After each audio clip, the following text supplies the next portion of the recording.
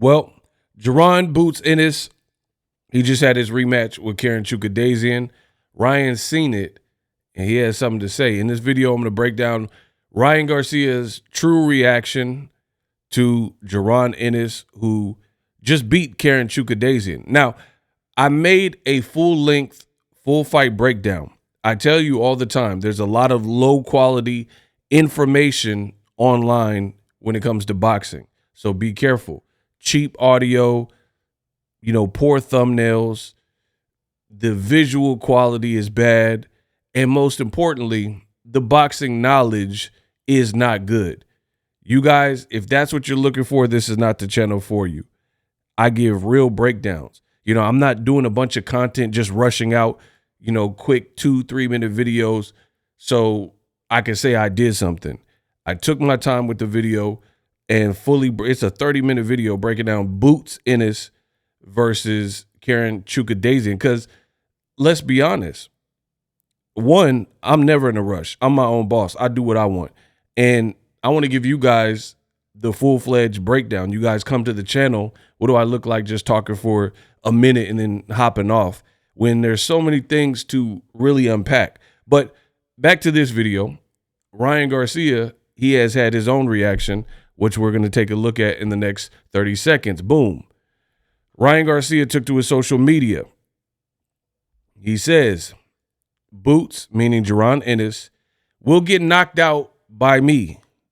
This ref still sucks. Now, keep in mind, this is the same ref from his fight with Devin Haney that is now infamous Harvey Dock. So the first thing he said is Boots will get knocked out by me. 2, he says the ref still sucks. And 3, Eddie Hearn, he says, and Eddie Hearn got to stop calling his fighters legends premature, end quote. So Ryan standing on business. Listen, say what you want about Ryan Garcia, but I got to give him credit. Ryan, whether you think he's crazy, whether you think he can achieve what he's saying, I don't really care. But I got to give him props for at least being not just opinionated, but putting your opinion out so publicly, especially when it comes to the fight game, because that could lead to confrontation or somebody phoning you up and trying to make that shake.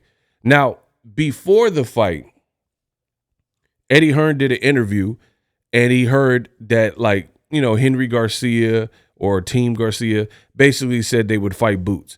Eddie Hearn, before the Karen fight, the rematch, said that basically that he thinks Ryan is capping. They're lying. They're just joshing. They're just talking. He says that fight can get made, and he doesn't believe Ryan Garcia's side is serious. However, and there's a real big however here, after seeing the fight with dazn in the rematch and how that looked, I feel like, if anything, it raised some questions about Boots Ennis, and it makes, to me at least, a Ryan Garcia fight that much more appealing. Now, you guys know my style. I don't waste no time. If it ain't signed on the dotted line, I'm not making no fight predictions and 7 reasons and all that. I don't even get down like that. So this is not a fight prediction at all. Because again, if you watch the channel, you know I don't waste my breath and give aimless fight predictions for fights that may never happen. It's a total waste of my time. But I will say this. Before, and this is the beautiful thing about boxing, you can have your inclinations about a fighter and their abilities or capabilities. But then after certain performances, in a good way or a bad way, it could make you have to reassess where you place them.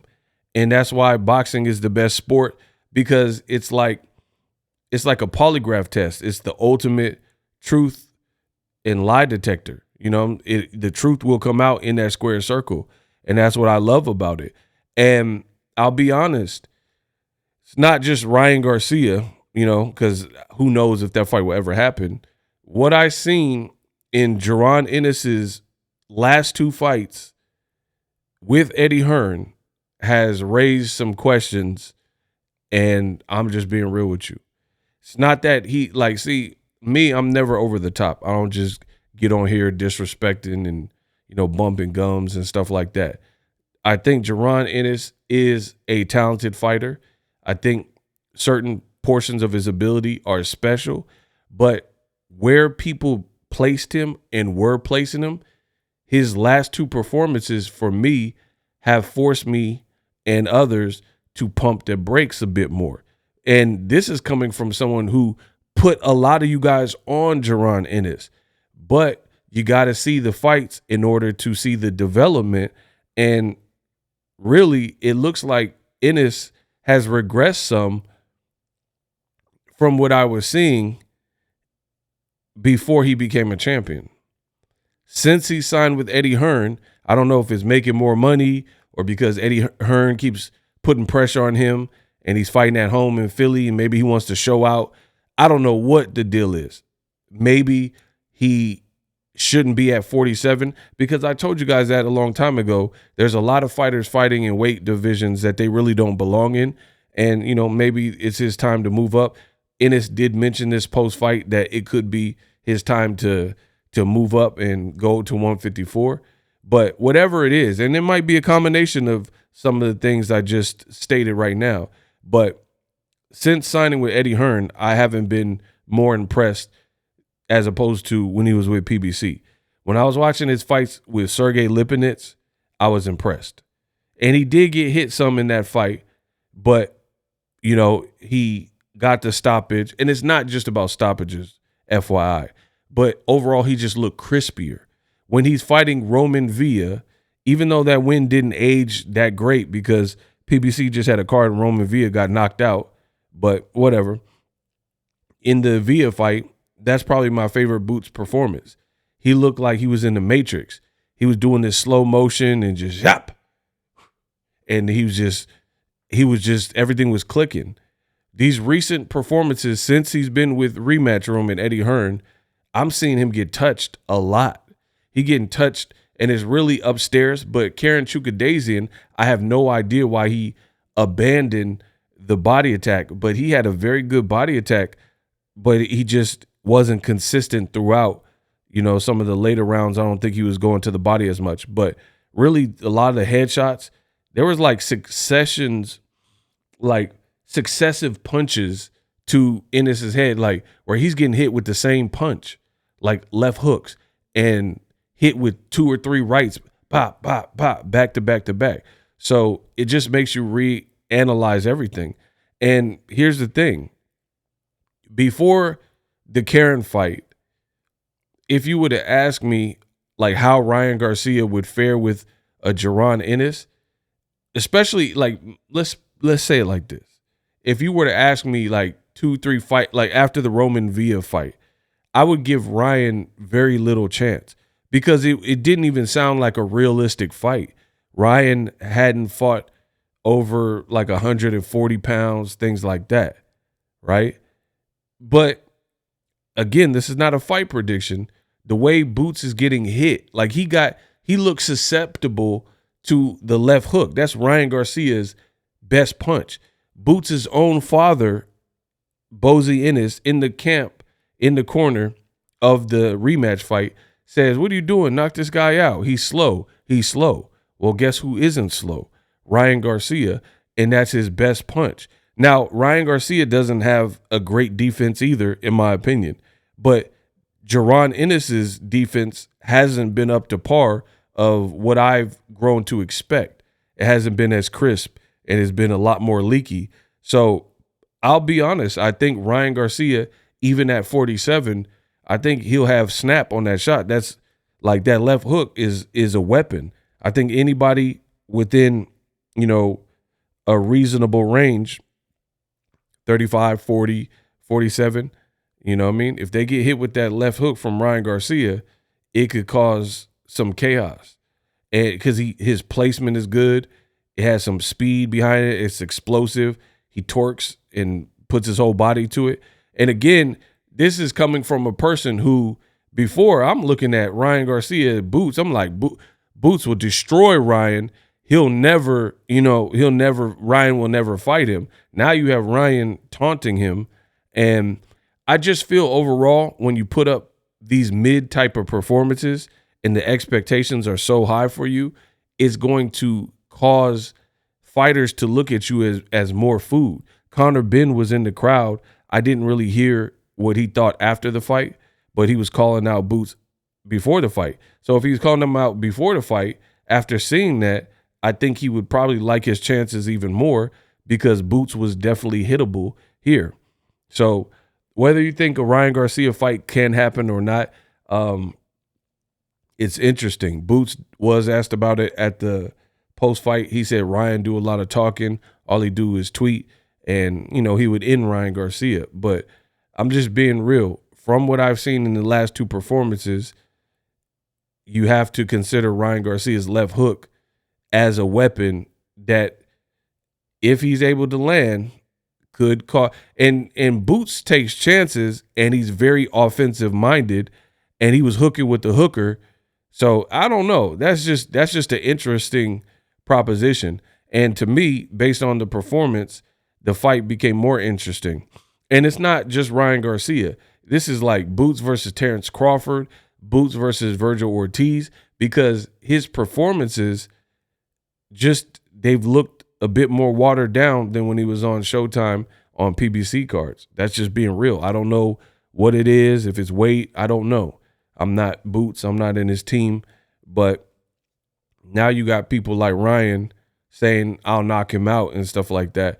And Boots didn't even really sound sure of himself in his post-fight interview. He sounded kind of shaky, like he knew that it wasn't his best work. And I seen this thing throughout the fight where he was like, it looked like he was trying to clean his sinuses, his nasal passages or something throughout the fight, snot rockets. I don't know what that was about. I don't know if Karen hit him a type of way and like did something to his nose. I don't know if he came in with allergies or sickness, congestion. I don't know. But in that square circle, you got to be the best version of you. Boxing is a brutal sport. So people, they're going to be watching and judging. And for Boots, let's just be real. I truly feel like Boots, his fight, you were upstaged by your undercard. Tell me I'm lying. What do I mean? So the reason I'm saying upstaged by your undercard is because your undercard had guys with, like, I guess some similarity. Guys with power, guys explosive, guys with some combination punching and athleticism. Who am I talking about? Ray Ford, and then also Bam Rodriguez. But then in their performances, they overall delivered. Ray Ford was coming with it. He dropped his opponent, I think, twice. The guy didn't even want to fight, after that. He was just like content going the distance. So for Boots to fight a guy who really is not top 5, like, this is no disrespect to Karen, but he's not a top 5 welterweight. Like, when Errol Spence and Terrence Crawford were atop the division, nobody was even uttering Karen Chukadzeyan's name. No one even knew who he was. You see what I'm saying? So it's not like this is a guy who's been like long respected like a Spence or like a Crawford. This is some guy that you just had unfinished business with and it was ranked. And people insulted the IBF, but their rankings must be high because Karen came with it and he was giving Boots something to think about. And he went the distance again. And to me, based on all things considered and the hype behind Boots Ennis, Karen took away more from this fight than Boots did because it was a hometown fight. And in this hometown fight, your crowd was leaving early. Or not necessarily early, but when you're doing your post-fight interview and stuff and you were getting touched on, you were getting hit.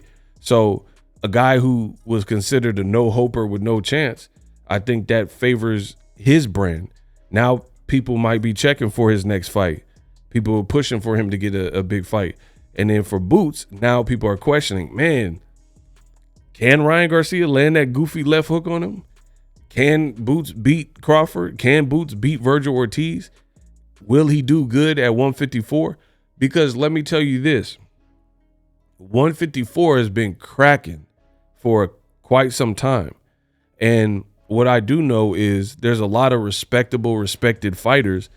And I don't care about a fighter saying, oh, when I fight a better name, then you'll get the best of me. That's BS to me. Because imagine me doing videos and I'm putting this out. I'm putting my name on it. It's a Boxing Ego video. It's ego talking. And then I don't put my best foot forward to conduct myself in a professional manner, give the fans an educated breakdown. I don't do this. And then I say, oh, but when it's Mayweather Pacquiao, then I'm going to give you guys some good videos. Like, just imagine that from me, because my job is to create content. So imagine if I told you all these other videos ain't going to be my best stuff. But when we get to Mayweather Pacquiao, I want to do. Then that's when I'm really going to show up. That's such a poor way of thinking about it. I put my best foot forward every time I drop. You know what I mean? Every time I drop. It's not like, oh, if I'm doing a short video, a long video, I don't think about that. I try to get my point across, make the video cohesive, give the fans something to think about, speak some truth, you know, put the ego flavor on it. I don't segregate and change the videos and the energy I put in the video and say, oh, I'm going to save it for the good one. I'm going to save it for Mayweather Pacquiao. So that's essentially what we're getting from Boots. He's saying post-fight, when I get the bigger names, then I'm going to be sharper. That's not how life works. You got to be sharp right now. And then since you weren't as sharp as we've seen in the past, now you have guys like Kid Austin. His dad is going crazy. He's saying that Bozy need to worry about his son instead of worry about my son. You got Ryan saying, I'll knock Boots out. Immediately after the Boots fight, Oscar De La Hoya, he went on social media saying that he want to make Virgil Ortiz. Virgil Ortiz team has spoke out through his manager, Rick, and they're saying we'll take the fight ASAP. So now people are looking at Boots as like, we seen them flaws. And that's the way the game goes. So it doesn't really make sense to say, give me a minute, you know, give me some good names. I don't like these low tier dudes. Give me a good name and then I'll show you who I truly am. You got to show who you truly are ongoing, no matter who you're in the ring with. Because let's be real, if Karen Chukadazian had a bit more power, a bit more pop, things could have got really, really shaky. And the way I look at it for these boxers, because I've been in the game so long, is you don't make it to the big names if you don't get past these lower tier guys.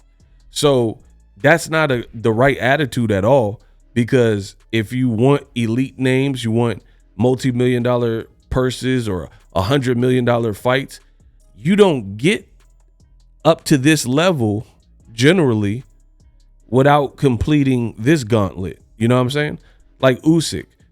Usyk has been fighting as a pro and he's 2x undisputed. He just got to his second undisputed and made a lot of money with Tyson Fury. All these years in the game. But that's because he was working his way up. Cruiserweight, World Boxing Super Series, undisputed. Moved up and fought Chaz Tablespoon and Derek Chisora. Then started getting Joshua and beating Joshua. You know what I'm saying? It's progressive. It's a progression.